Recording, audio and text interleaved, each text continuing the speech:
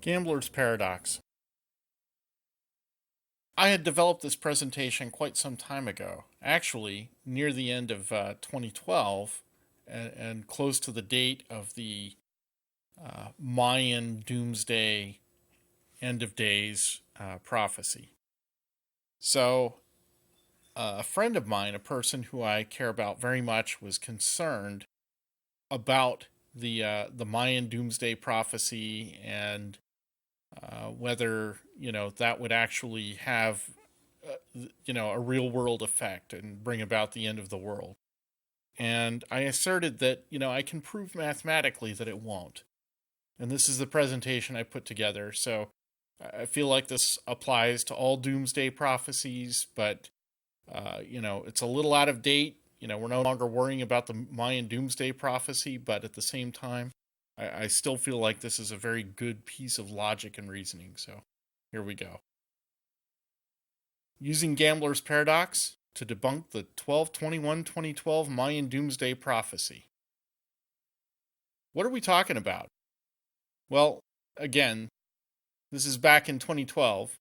Media attention and general awareness centered around the Mayan calendar and the end of the Mayan calendar that was supposed to trigger the end of the world. This presentation uses a mathematical principle called the Gambler's Paradox related to probability to debunk the Mayan myth. What is the Gambler's Paradox? The probability of an event is described as the chance of a specific outcome versus the number of all possible outcomes. If you flip a coin, the probability of it landing heads is 1 out of 2. There are 1 head sides out of 2 total sides. So the probability is 1 out of 2. If you flip a coin multiple times, each coin toss has its own probability. The specific outcome of multiple coin tosses has the combined probability of toss 1 times toss 2. So if we have 2 coin tosses, each probability is 1/2, therefore the total outcome is 1/4.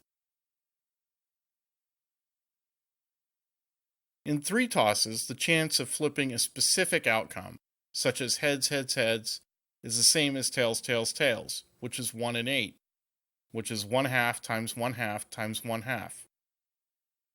If you look at all the possible outcomes added together, the ratio of the total number of heads to the total number of tails is 1 and 2, which is the average of a single coin toss. This is where the Gambler's Paradox comes in. If I flip 3 tails, the Gambler's Paradox tells me that, although I should be more likely to flip a heads at this point, the probability of the next coin toss is an independent event. I'm just as likely to toss a tails as a heads. On the 4th toss, the odds of flipping a heads is still 1 and 2. The odds of the specific sequence, tails, tails, tails, tails, is the same as the odds of flipping tails, tails, tails, heads. That's the Gambler's Paradox. Historic events can't predict future outcomes. So let's use this to deconstruct the Mayan doomsday prophecy. The Mayan prophecy says the world will end on 12/21/2012. In retrospect, we see that didn't happen. The Mayan calendar consists of a series of nested cycles, like a clock, where the completion of each inner cycle triggers the advancement of the next outer cycle or wheel. As an example, when a clock advances past 59 seconds, the minute hand advances 1 position. When the minute hand advances past 59 minutes, the hour hand advances 1 position. At 23 hours, 59 minutes, 59 seconds, the next second causes the entire clock to reset to 0, midnight the next day. And that's the Mayan calendar in a nutshell. Instead of 24 hours, the calendar resets at about 800 years. Instead of midnight, the calendar resets on 12/21/2012. The Mayan calendar doesn't end, it just resets back to zero. In the Mayan culture, the end of a great cycle signifies a fresh start or new beginning. Eventually, this belief was twisted into the myth that a transitional event was the gateway from the old to the new cycle. Because of the Nostradamus effect, it was easy to look backward, correlating real-world observations into each transition, creating a mapping of historical transitional events. The Nostradamus effect basically means that we can look backward in order to find some evidence that fits our theory.